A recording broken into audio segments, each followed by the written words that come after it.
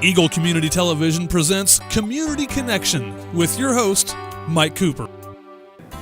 Hello and welcome to Community Connection from Eagle Community Television. Thanks for watching, and thanks to our producer, Jeff Durall.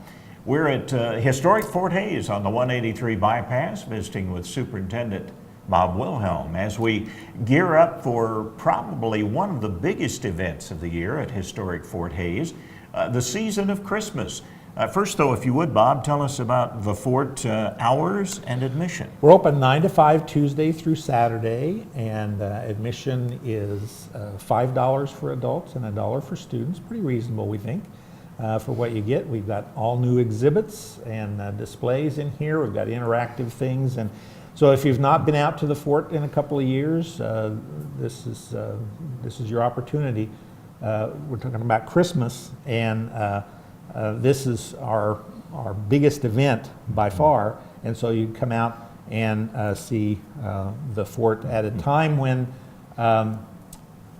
that's kind of different, because if you've seen the fort during the daytime, this is all at night. Christmas past is all at night, so it's a different way of looking at things. So these are events not to be missed because it does put you in the spirit of what it would have been like at Fort Hays back in the days of the active fort. Right, and by the way, I'm going to say this before we get too far into this. The nights of Christmas past are December 7th and 8th, and we're open 7 to 9 p.m. on those two nights.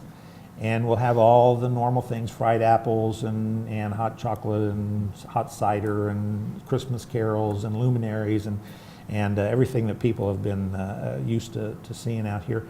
But the price is reduced for Christmas past. It's $2, and then children 12 and under are free. How about reservations? Do we need reservations? No, this is a come and go sort of thing, open house, and so just come on out. An awful lot goes into Christmas past. Bob, go ahead and start wherever you'd like about telling us what events. You mentioned the luminaries, you mentioned the fried apples. There will be treats and there will be special events, but one of the things that's really unique is the decorative part of the fort. Right. The Christmas in the Victorian period was more about the season and not so much about, I mean, obviously there wasn't the commercial aspect that we have today, and the decorations, a lot of the decorations were handmade decorations. In the 1880s they started having more store-bought decorations, but there's still, the trees weren't quite probably as full as trees today, and actually a lot of times people didn't even have Christmas trees. Having a green Christmas tree was kind of a special deal. I mean, not everybody could afford a tree.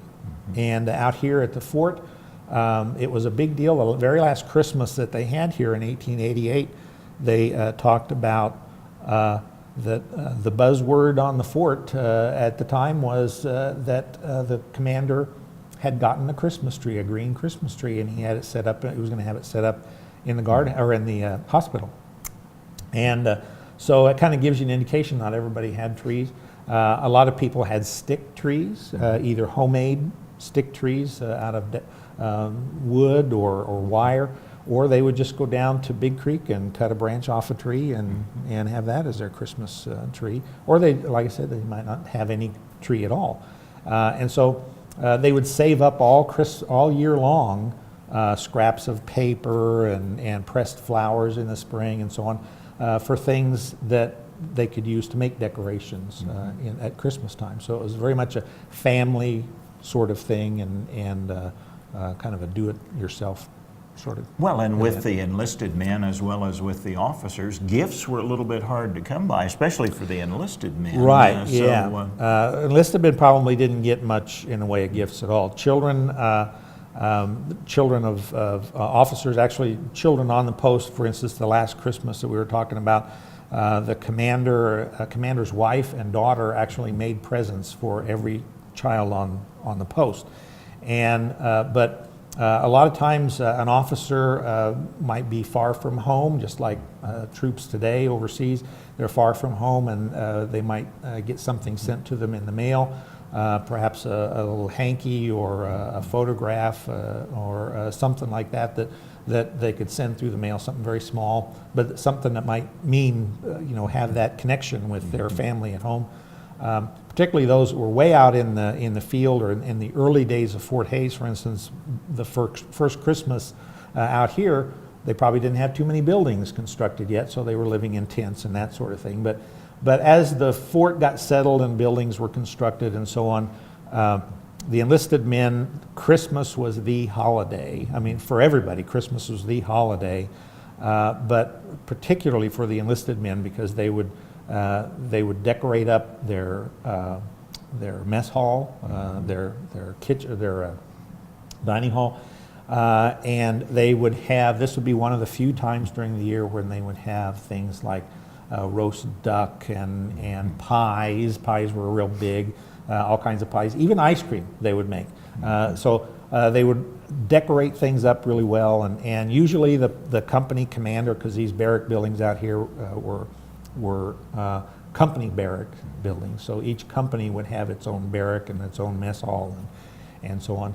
But the company commander would usually come over, and if he was married, he would bring his wife and family over and wish all the men a Merry Christmas, and they'd give him and his wife the 3 huzzahs, and so it was kind of the holiday of the year for everybody. And really, the enlisted men, their biggest part of the season was the meal, or were the foods that were. Yeah, that meant more to them than anything else you could probably give them, was the food.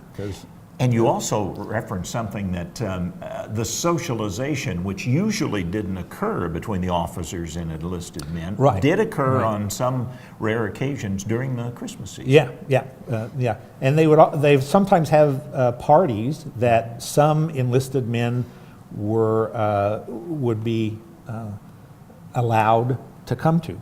Particularly when Hays City was getting really established, they might have parties in town in which troops from Fort Hays would be invited. And I don't know that necessarily in those kinds of conditions where they would say, well, just the officers can come. But so a lot of the enlisted men might have gone down to that. But they had there were a lot of dances, a lot of parties that went way into the early hours, and sometimes newspaper accounts have the parties ending at 5 or 6 o'clock in the morning, and then sometime before noon, everybody would go around up and down Officers Row and wish everybody a Merry Christmas too. So it was not a lot of sleep, but a lot of fun. One of the things that Historic Fort Hays does every Christmas season, the luminaries, you also offer a chance for people to visit the individual locations like the guardhouse and the officers' quarters and things, which are decorated in the period. Oh, yeah. And this year we are also having, in addition to the luminaries, or actually luminaries aren't a Victorian thing, at least not in the United States. I mean, they originated in Spain and Italy, and they came over into Mexico and then made their way up into the United States, but they didn't arrive in the United States, the southwestern United States, until the 1930s, and so, which was way past the fort's lifetime. So historically what they would have had were candle lanterns that would have lighted the grounds at any time, not just Christmas, but at any time. And we have a chance, you can buy a memorial lantern, and you can have the name of the loved one or anything you want. You could have that engraved or put on a little plaque that we attach to the lantern. And eventually we want to replace all the luminaries with these lanterns, which will hopefully provide a little bit more light and certainly look more historic, but just as beautiful as the luminaries, because a lot of people have come out and they say, they just like the looks of the place. You can look down from the visitor center here and you can see the luminaries lining the sidewalk and the camp over here, and people are walking around, and of course the cold air makes sound travel really well, so you can hear people talking in just normal range of voices clear across the grounds, and it really is, you can hear people laughing and singing. We have the hayrack rides. Bob Denning brings his team out, and you can hear the jingling of the bells on the horses, and it's just really is a special time. It's our oldest event. It's 44 years or something like that we've been doing Christmas Past, and it's undoubtedly our most popular special Are you event. going to try to start the lantern luminaries this year? Would you? Yeah, like we've for people to begin? actually got 30 lanterns that we just had ordered, and they just arrived, and so we'll have the plaques put on those, and we'd like to have 200 lanterns. So this will be a thing that'll take several years probably. Ongoing. Because lanterns are kind of expensive right at the moment. It's an $80 package. You get for the lantern hook, because you have to have something to hang that on, and the little plaque. It runs just, the friends are the ones who are doing this, and it's not much of a fundraiser actually, because they only make like $5 or so on it, because so we want it to be affordable for people, so that they paying will be cost able of the to do that. materials Yeah. and the lanterns and so Yeah. forth. Will they'll have candles actually then go in the lanterns Yeah. themselves? Yeah, then? we actually Not have. LED lights, No, but no, you're no. going to go with now candles. some of the interior things the order has come down from the fire marshal in Topeka, the state fire marshal, that you can't have any live trees in any historic structure. And this even went last year to the governor's mansion, because they've always had a live Christmas tree. Well, the governor's mansion is a historic structure, and a fire marshal came in and made them take that tree out. So our trees are going to be artificial trees, unfortunately, and the lamps inside are going to be artificially lit. But everything outside, I mean, we're going to try to make it as realistic as we can, because they've got some pretty realistic looking lights and artificial candles and things like that nowadays.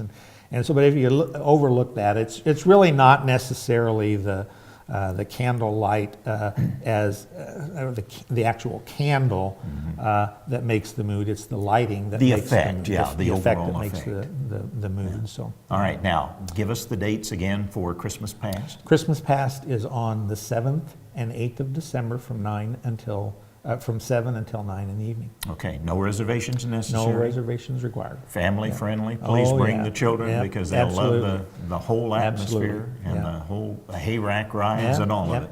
Plus the fried apples. Yep, that's been a perennial favorite ever since it was introduced, probably, 10 or 15 years ago. People, they want to know first thing, where are the fried apples? Freshly made yeah, on site. Yep.